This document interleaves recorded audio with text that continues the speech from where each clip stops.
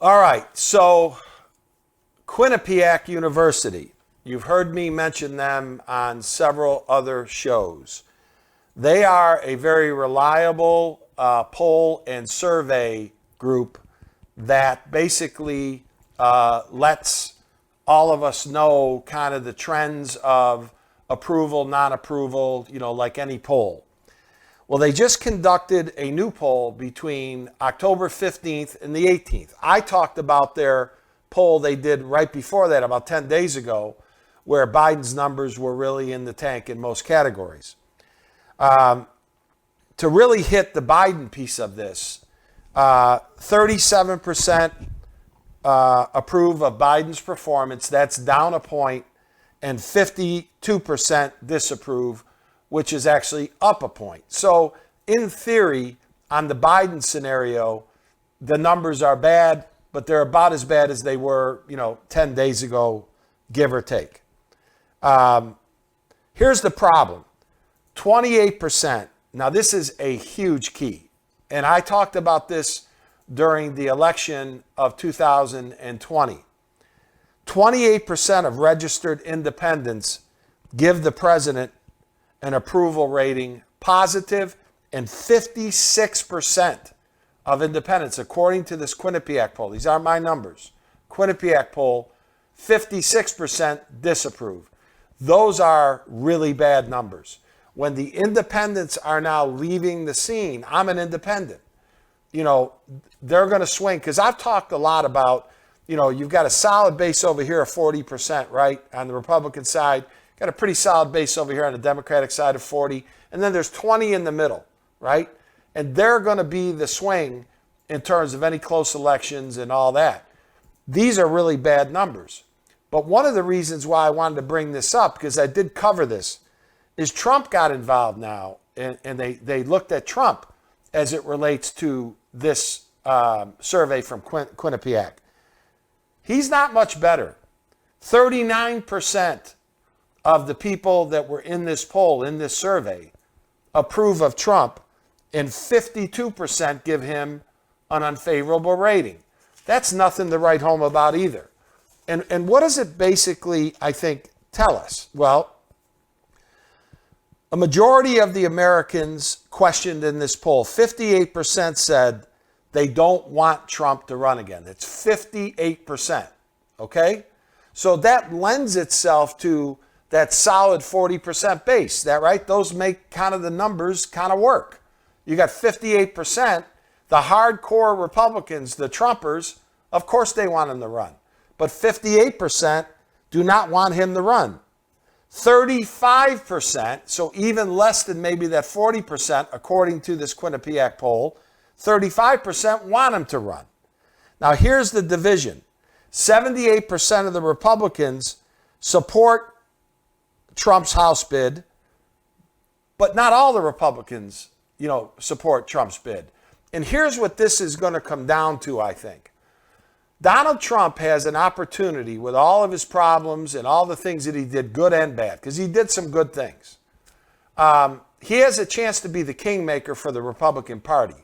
Is he now going to be the guy that is going to have to be sitting in the Oval Office? Or can he see maybe forward a little bit that maybe someone less polarizing, maybe someone a little bit younger, someone that doesn't quite have the negative appeal that he has? And he has a lot of positive appeal in his base, no question about it. But is there another person that might be able to stem the tide? Well, Mitch McConnell, in his latest comments, thinks so. Now you got to remember, McConnell is not a big Trump fan. Mitch McConnell, of course, is now the minority leader in the Senate. He was the majority leader in the Senate when the Republicans had the Senate. And you have to remember, Mitch McConnell's wife worked in the Trump administration, and she was one of the ones right after January the 6th that resigned. Mitch McConnell's quote is this: "I do think we need to be thinking about the future and not the past." He went on to say, "It's my hope the 2022 election will be a referendum on the performance of the current administration, not a rehash of suggestions about what may have happened in 2020.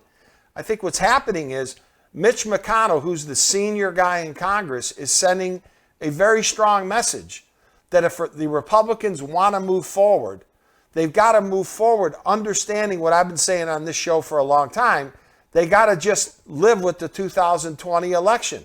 You have a duly elected president certified by Congress. If you want to win back the White House, then you work in 2024 and leading up to 2024 to do that. Another problem that is going on in Washington, and I'm going to wrap this up, is that once people get to Washington, either in the House or in the Senate, they make it their lifelong deal. Once you get there, you don't leave unless you get voted out. I believe in the construct of the Constitution of the United States. The framers of the Constitution thought people would come from around the country, serve their country for 4 to 6 years, and ultimately then go back to their jobs. We never thought about the career politician. I know they didn't think about it, but that's really what we've got here. And the age of some of these members, in the Senate alone, 23 members of the Senate out of 100 are over 70 years old. I mean, nobody wants to get out of there. And now you take a look at Trump. You know, he's in his mid-70s, okay? Everyone says, well, he's cognitive and all that stuff. Okay, let's assume he is. Joe Biden's going to be 79 years old his next birthday coming up here. 79. I mean, can we not find the best and the brightest in our country?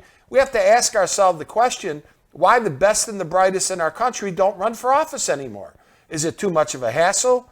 If they, went to the bathroom in the wrong place in high school, I'm not talking about like bad things. I'm not talking about raping girls and all this stuff that was alleged on the Supreme Court nominee. I'm not talking about any of the bad stuff, but I'm saying just basic stuff, okay? Why aren't younger people running for office? Why are we not electing younger people that have the energy and have the acumen to be able to do this? Well, I can't answer it, but, it seems like we're just spinning our wheels and we're not getting anything done. So in closing on this subject, I would just say that these polls are important because I think they tell a bit of a story. On the Biden side, the poll numbers are disastrous. And it's a communication problem. It's everything I talked about.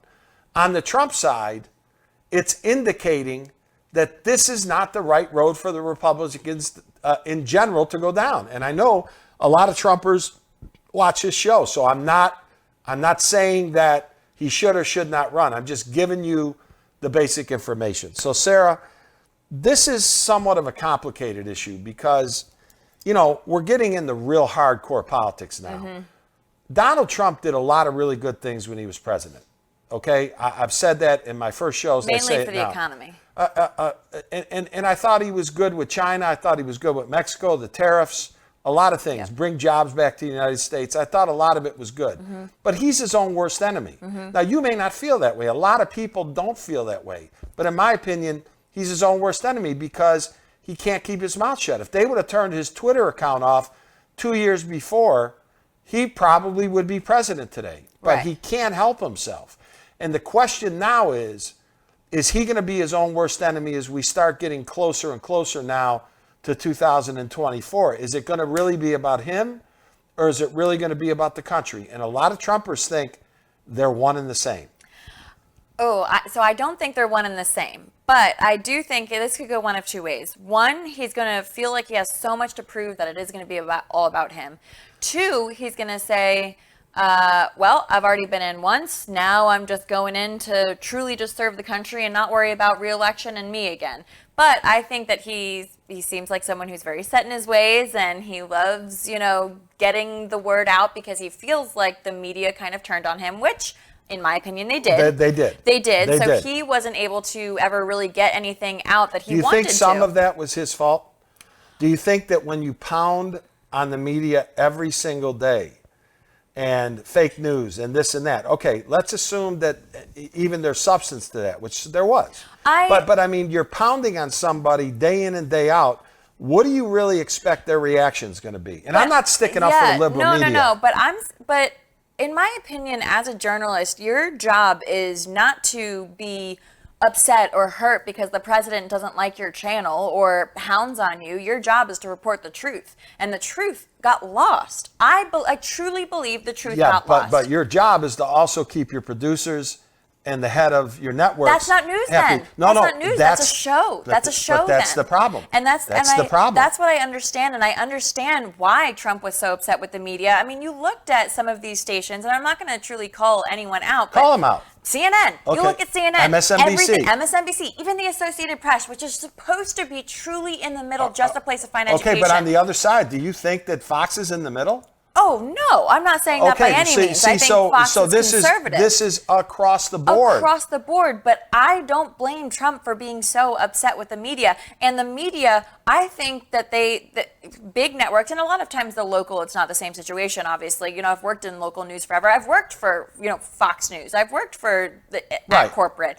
But I believe that we did ourselves a disservice. Our networks did ourselves a disservice by not sticking to the facts and by maybe baiting into the Trump game, and maybe by Trump, hounding on them, they did decide to fight back, and they might have felt like they were doing justice, but they stopped reporting the facts along the way. And that's what is the most frustrating part. But I want to get into what you were talking about with the Unplugged. I mean, just how these career politicians, I believe if all these people are in their 70s and they're in the politics every day and they're in the thick of it, they're so out of touch with what the American people truly want. You had 20 choices on the Democratic side when they started the primaries. Yep. 21 maybe. Yeah. Okay?